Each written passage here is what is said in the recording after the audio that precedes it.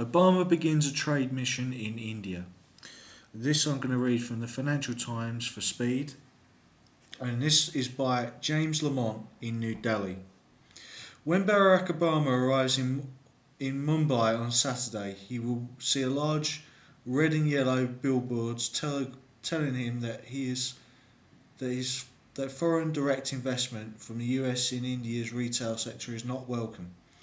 But a mid-term election shellacking behind him, the US president can ill afford to return short change from a 3-day stop in India, accompanied by the likes of Walmart, the world's largest retailer, General Electric and Westinghouse, the large power companies, and Boeing and Lockheed aircraft manufacturers.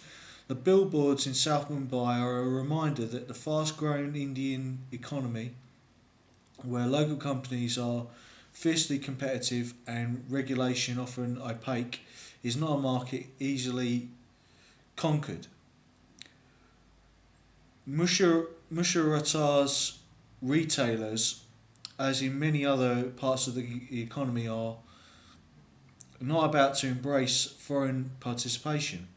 A nuclear liability law recently passed by the Indian Parliament has served as a caution to Washington that a political breakthrough along the lines of the 2008 Indian-US civil nuclear deal does not necessarily clear the way for US investment.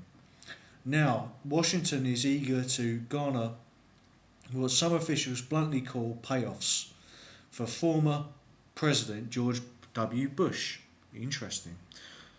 Bush's bold initiative to legitimise India's nuclear program and put the relationship between the two capitals on a new footing.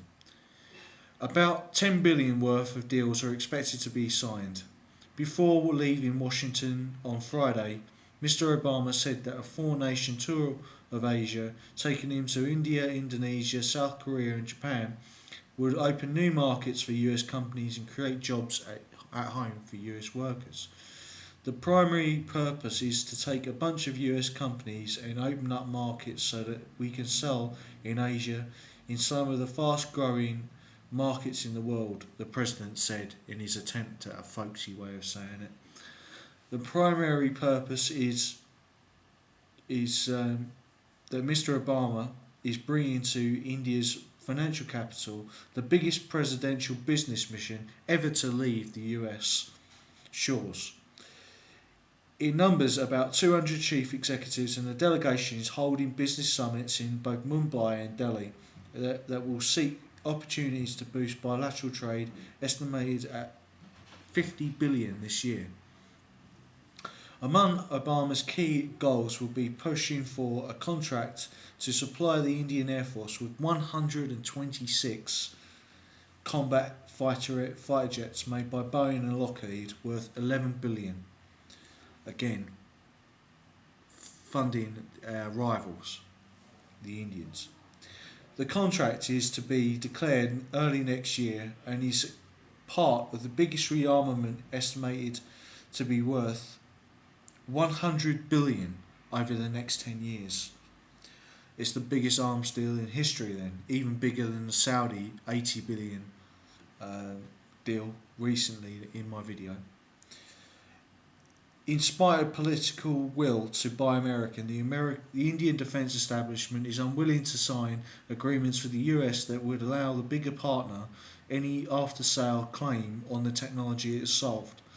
Other US goals include rebalancing tariff barriers in sectors where its exporters are strong, including agriculture and engineering. One message that Mr. Obama will bear is that if India wishes to access the global economy, it must open up its own economy.